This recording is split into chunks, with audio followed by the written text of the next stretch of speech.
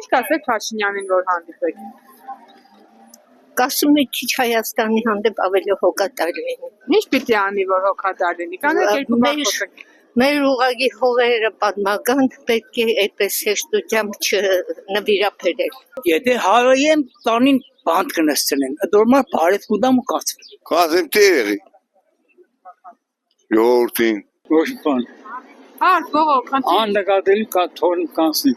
Չեմ ուզում անգամ հետը խոսա։ Հանդեպի մոր բարև է, բարևն ասումն է։ Բայց իրանց են խոսքի չեմ անդրե օպսիա։ Այդքան բան։